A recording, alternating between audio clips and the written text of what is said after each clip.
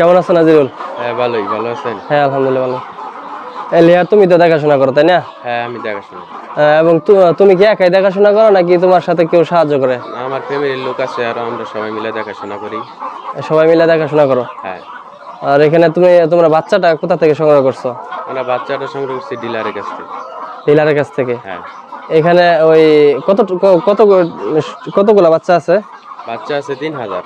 3000 বাচ্চা? হ্যাঁ। আর যখন বাচ্চা আনছিলা তোমরা তখন আনছিলা কতগুলা? তখন আনছিলাম 3500।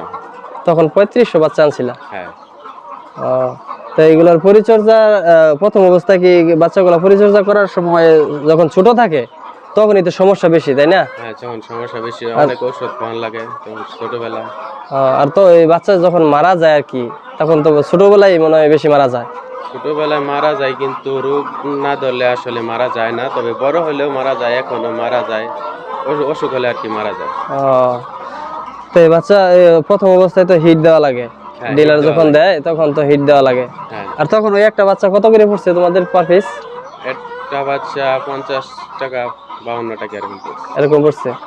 আর এই মুরগিটা জাত কি জানো কি? হ্যাঁ এটা লেয়ার মুরগি। লেয়ার মুরগি? হ্যাঁ। আর এটা তোমার ওই ছোট থেকে শুরু করে যে যখন একদম গুঁড়া খাবারটা খাওয়ানো হতো ওই খাবারটা কয় মাস চলে? ওই খাবারটা মূলত ওই যে খাসির বাচ্চা তোলা এক পর্যন্ত চলে, ঘরে পড়তে আমরা 3 মাস। মানে তোমার ওই ডিলারের কাছ থেকে আনার থেকে শুরু করে 3 মাস পর্যন্ত তোমার ওই গুঁড়া খাবার খাওয়াতে হয়। আর তারপরে খাসিতে ওটা কতদিন বয়সে?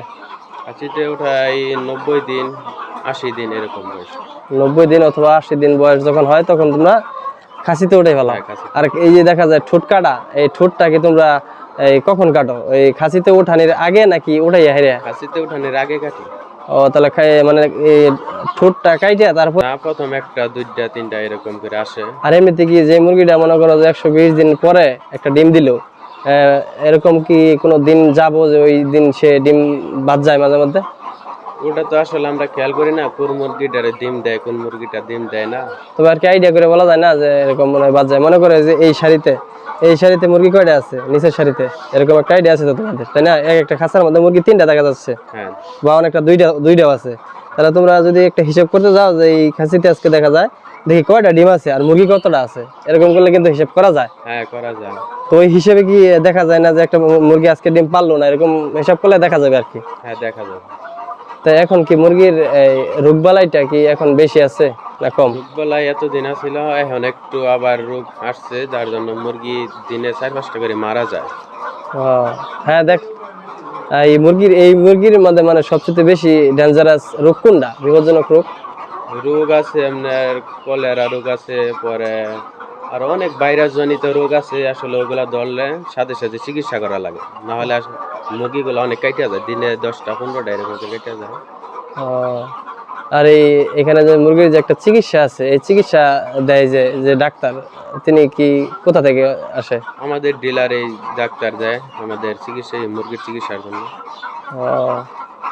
এই ডিলার ডাক্তার দেয় এবং ডিলার সবকিছুই দেয়, কিন্তু লাস্টে লাভের একটা ব্যাপার স্যাপার যেটা তোমরা কিভাবে হিসাব করো বছর পরে নাকি? লাভের আমরা খাদ্য আনি, যেসব মুরগি রিজেট বেচে ফেলাই তখন আর কি কতগুলা খাদ্য আইছে পরে কতগুলা ডিম গেছে এগুলা হিসাব করে পরে মুরগিটি বেচে আমরা ডিলারের কাছ থেকে সবকিছুই হিসাব শেষ করি। আর তোমরা এই যে এখন যে একটা বেচ দেখা যাচ্ছে, এখন এই বেচের আগে কি আরো বেচ ছিল নাকি এটাই সর্বপ্রথম? এর আগে আরো 4টা বেচ আমরা লালন পালন করছি। আর ওই বেচগুলা কি তোমরা এরকম ভাবে মানে সবগুলা মুরগি ব্যবহার করার পরে রিজেক্ট বানায় তারপরে বাদ দিছিলা? হ্যাঁ হ্যাঁ।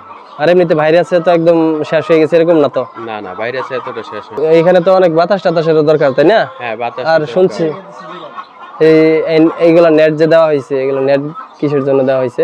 এগুলা নেট দেওয়া হয়েছে আপনার শিয়াল আছে, কুকুর আছে, অনেক কিছুই আছে যাতে ভিতরে ঢুকতে না পারে, আবার যাতে বাতাসটা ভিতরে আসতে পারে, আলো বাতাস আসতে পারে, তার জন্য এইগুলা নেট দেওয়া হয়েছে। ঠিক আছে, এই ওই পর্যন্ত দেওয়া হয়েছে যে নেটগুলা, এই যে ওই হারক পর্যন্ত, ওই পর্যন্ত না হয় ওই পর্যন্ত তো শিয়াল উঠতে পারবো না, কুকুরও না, কিন্তু ওই উপরের টুকু তো খালি রাখা যাইতো, কিন্তু ওইখানেও দেখা যাচ্ছে নেট।